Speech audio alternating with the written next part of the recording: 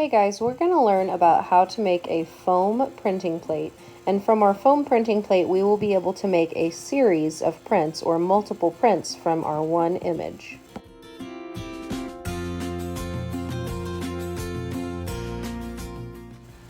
I realize this portion of the video is really blurry, but I am just sketching my design onto a piece of 4" by 6" newsprint. I'm sorry, it's actually 4.5" by 6" newsprint. And I'm sketching the subject of a cupcake. In this project, I decided to use a kind of a dessert theme, so I've used cupcakes, donuts, ice cream, cake, and things like that, just to kind of represent the art of Wayne Thiebaud. Wayne Thiebaud was an American pop artist, and he created lots of art related to food and desserts. After you have your sketch, what you want to do is you want to use a dull pencil and get as much graphite on your design as possible. What I mean by that is you're going over and over your design to leave as much of the pencil material, which is graphite, on the paper. You want your design to be simple but not boring. So here you can see I'm going back in to add a few more details just to make my artwork look complete. Once your design is complete and you have enough graphite over the lines on your newsprint, you're going to turn that newsprint over so it is image side down, and you're going to put a piece of masking tape over the top like a hinge. A hinge will help us open and close our newsprint kind of like a door, so we can take a peek and see how much of our image is transferring onto the foam as we do the next steps.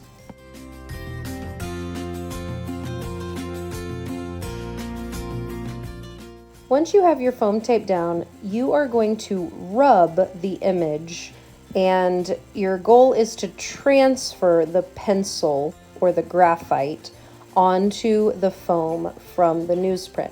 So you don't really want to rub back and forth because that could wrinkle your paper. You should be rubbing away from the tape or away from where your hands are holding the paper still. Newsprint is very thin, so you do need to be kind of careful with this step.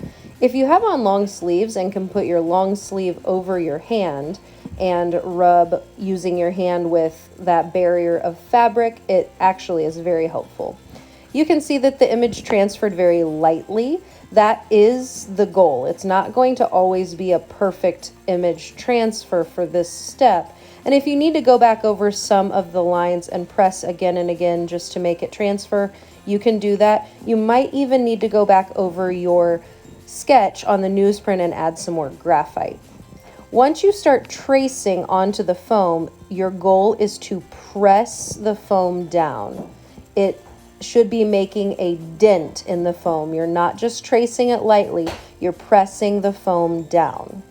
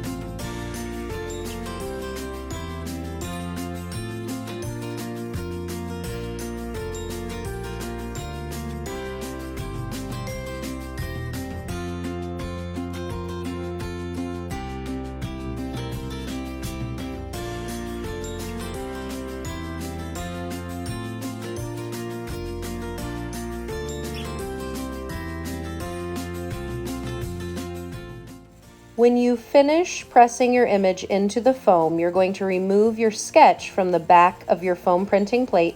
You're going to write your name, class code, and the year on the back of the printing plate in Sharpie. And do let that Sharpie dry for a few moments before you turn it over. This completes your foam printing plate creation.